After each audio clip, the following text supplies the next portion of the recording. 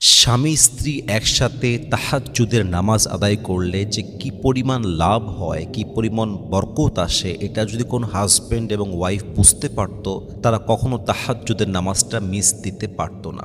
আমাদের সবচেয়ে বড় সমস্যাটা হচ্ছে আমরা তাহাজ্জুদ পড়বো কেমন করে, আমাদের তো ফরজেরই ঠিক নেই। ইভেন আমার মনে হয় বেশিরভাগ মানুষ তাহাজ্জুদ পড়তে চেয়েও পড়তে পারে না, জাস্ট একটাই কারণ, সে কারণটা হচ্ছে আমাদের আসল জায়গায় গলত ফরজ এবং সুন্নতের আমাদের খবর নেই। এজন্য আমি প্রত্যেকটা হাজব্যান্ড এবং ওয়াইফকে বলবো, যদি আপনারা আল্লাহর কাছ থেকে বড় কিছু পেতে চান, তাহাজ্জুদটা উভয়ে আদায় করেন।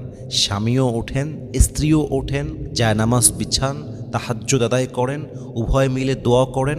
আপনার যে কত লাভ হবে তার কয়েকটা আইডিয়া আমি আজকে দিচ্ছি, যাতে করে প্রত্যেকটা হাজব্যান্ড এবং ওয়াইফ মোটিভেটেড হয় তাহাজ্জুদটা একসাথে আদায় করার জন্য। নাম্বার 1, হাজব্যান্ড এবং ওয়াইফ যদি একসাথে তাহাজ্জুদ আদায় করে, সবচেয়ে বড় এবং উত্তম লাভ হচ্ছে উভয়ের সম্পর্ক আল্লাহর সাথে শক্ত হয়ে যায়।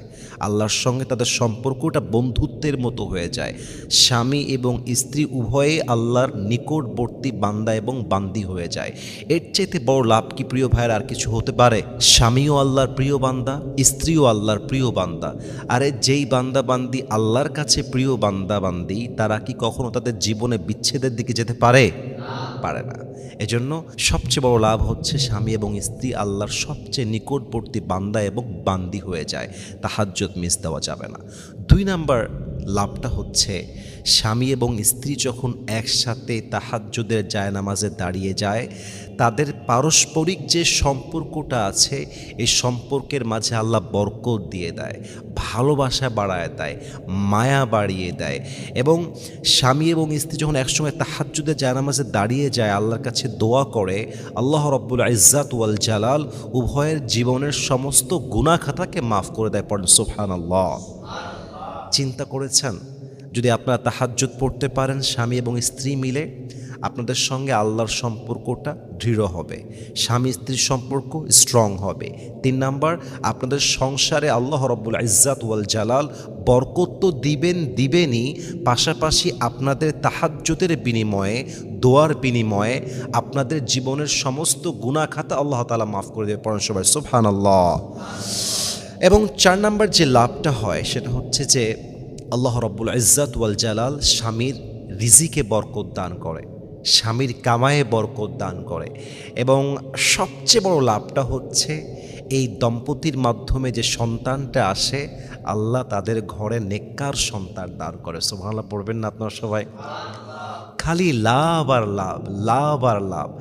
সবচেয়ে বড় লাভ হচ্ছে স্বামী এবং স্ত্রী যদি একসঙ্গে তাহাজ্জুদের জায়নামাজে দাঁড়াতে পারে, নামাজ আদায় করতে পারে, আল্লাহর কাছে একনিষ্ঠভাবে দোয়া করতে পারে, এবং উভয়ের দোয়া যদি কবুল হয়ে যায়, স্বামী স্ত্রীকে আল্লাহ তাআলা দুনিয়াতেও যেমন একসাথে রেখেছেন, জান্নাতেও আল্লাহ একই ঘরে উভয়কে রাখবেন। পড়েন সুবহানাল্লাহ। এজন্য যদি সংসারে বরকত চান, স্বামী স্ত্রী ভালোবাসাকে বাড়াতে চান, নেককার দিনদার সন্তান চান, উভয়ের গুনাহকে ক্ষমা করাতে চান, উভয়ের সম্পর্ককে স্ট্রং করতে চান, পরিবারে বরকত চান, রিজিকে বরকত চান, আল্লাহর সঙ্গে সম্পর্ক যদি দৃঢ় করতে চান, স্বামী স্ত্রী মিলে উভয়ে তাহাজ্জুদটা আদায় করবেন। হাদিসে আসছে, স্ত্রী যখন স্বামীর চোখে তাহাজ্জুদের জায়নামাজে দাঁড়াবার জন্য পানি ছিটিয়ে দেয়, জাগিয়ে তুলে, এই পানি ছিটানোর মাধ্যমে আল্লাহ স্ত্রীর আমল নামায় সওয়াব লিখে দেয়। পড়েন সুবহানাল্লাহ। যদি একজন স্বামী তার স্ত্রীকে তাহাজ্জুদের জন্য ডেকে তোলে এবং স্ত্রী উঠে অজু করে নামাজটা পড়ে, আল্লাহর হাবিব বলেছেন ওই নামাজটা যে স্ত্রী পড়ল সে তো সওয়াব পাবেই পাবে, এবং স্ত্রীর ওই সওয়াবটা আল্লাহ স্বামীর আমল নামাতেও দান করে দেবে। পড়েন সুবহানাল্লাহ। এজন্য যদি আপনারা দাম্পত্য জীবনে সুখী হতে চান, আপনাদের দাম্পত্য জীবনটাকে সুন্দর করতে চান, পারস্পরিক সম্পর্ককে স্ট্রং করতে চান, একে অপরের জন্য রহমত হতে চান, তাহাজ্জুদটা প্লিজ মিস দেবেন না। টুগেদার উভয়ে মিলে চেষ্টা করবেন। আমি একটু টিপস শিখাই দিচ্ছি। আমার মনে হয় পার্সোনাল পয়েন্ট অফ ভিউ, হাজব্যান্ডের উচিত ঘুমানোর আগে একটু বেশি করে পানি খাওয়া, ওয়াইফেরও উচিত একটু বেশি করে পানি খাওয়া। কারণ সায়েন্স বলছে পানি যদি মানুষ একটু বেশি করে খায়, সর্বোচ্চ 3 থেকে 4 ঘন্টার পরে তার ভেতরে একটা ইউরিন পাস করার যে ব্যাপারটা এটা কাজ করবে। কারণ আপনি যখন পানি বেশি করে খান, আপনার ইউরিন পাস করার যে চাপটা এটা বেড়ে যায়। তো আপনি যদি রাত 10টার সময় ঘুমিয়ে যান এবং ভয় পান যে আমার ঘুম ভাঙবে কি না, কিন্তু আপনি যদি পানি পান করে ঘুমিয়ে যান, দেখবেন যে আপনার ঘুমটা অতি দ্রুত ভেঙে যাবে। একটাই কারণ, ইউরিন পাসের চাপে আপনার ঘুমটা ভেঙে যেতে পারে। আর একটা টিপস অ্যাপ্লাই করতে পারেন, সেটা হচ্ছে যে প্রতিটা ফরজ আমল এবং সুন্নত আমল দৈনন্দিন রাইট টাইমে আদায় করবেন। আই রিপিট অ্যাগেন, তাহাজ্জুদ যদি মিস করতে না চান, প্রতিদিন ফরজ এবং সুন্নতের যে আমলটা এটাকে গুরুত্ব দিয়ে আদায় করতে হবে। কারণ কি প্রিয় ভাইয়েরা, মনে করেন জোহরের পূর্বে 4 রাকাত নামাজ সুন্নত, আপনি এটা পড়লেন না, কথার কথা। এশারের পরে 2 রাকাত নামাজ সুন্নত আপনি পড়লেন না। মাথায় রাখবেন, ফরজের কাতার সবচেয়ে উপরে, ওয়াজিবের কাতার তারপরে, সুন্নত তারপরে, নফল তারপরে। আপনাকে মূল ভিত্তি ঠিক রাখতে হবে। যেমন বেতেরের নামাজটা ওয়াজিব, আপনি বেতের পড়লেন না, আপনি সুন্নত পড়লেন না, আপনি যতই ট্রাই করেন আপনি তাহাজ্জুদ পড়বেন, আল্লাহ আপনাকে তৌফিক দিবে না, আল্লাহ আপনাকে ওই সুযোগটা দিবে না। আপনি যদি বাপ মায়ের খেদমত বাদ দিয়ে শাশুড়ির খেদমত করেন, এই খেদমত কি আল্লাহর কাছে কবুল হবে? হবে না। আপনাকে আসল জায়গা ঠিক রাখতে হবে। তাহলে আমরা যদি তাহাজ্জুদটা মিস করতে না চাই, আমরা চেষ্টা করব আমলে অ্যাক্টিভ হওয়া, ফরজটা পড়া, ওয়াজিবটা আদায় করা, সুন্নতটা আদায় করা। তবেই ইনশাআল্লাহ আশা রাখা যায় আমাদেরকে প্রতিনিয়ত তাহাজ্জুদের জন্য কবুল করবে একজন। বলেন সবাই, তিনি কে? আল্লাহ রাব্বুল ইজ্জাত ওয়াল জালাল যেন আমাদের সবাইকে প্রতিনিয়ত তাহাজ্জুদের জন্য কবুল করে। পড়েন সবাই আমিন।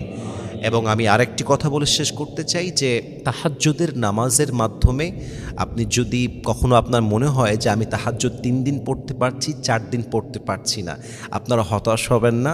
Keep trying, keep going. মানে ব্যাপারটা হচ্ছে যে সপ্তাহে 3 দিন পড়ছেন, 1 দিন মিস যাচ্ছে, ভাবছেন হায় হায় মিস গেল কেন, আমি আর পড়বো না, এরকম না।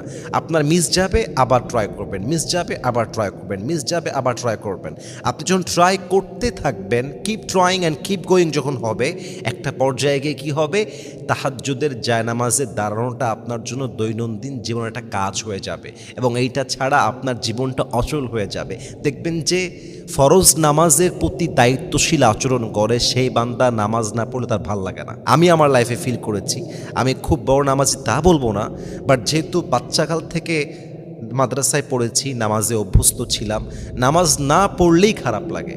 আপনাদেরও একই অবস্থা হওয়ার কথা। নামাজ না পড়লে দেখবেন অশান্তি কাজ করে, ফজরটা মিস হয়ে গেলে দেখবেন ঘুম ভাঙলে ভিতরে একটা খিটমিট খিটমিট কাজ করে। তো আপনি যখন ফরজের মতো তাহাজ্জুদেও আসক্ত হয়ে যাবেন, দায়িত্বশীল হয়ে যাবেন, তখন দেখবেন ফরজ না পড়লে যেমন ভালো লাগে না, তাহাজ্জুদ না পড়লেও সেম ফিলিংসটা আপনার ভিতরে কাজ করবে। আমি দোয়া করি আল্লাহ তাআলা আমাদের সবাইকে 5 ওয়াক্ত নামাজের পাশাপাশি, সুন্নতের পাশাপাশি, ওয়াজিবের পাশাপাশি যেন আমাদের সবাইকে তাহাজ্জুদের জন্য কবুল করে। পড়েন সবাই আমিন।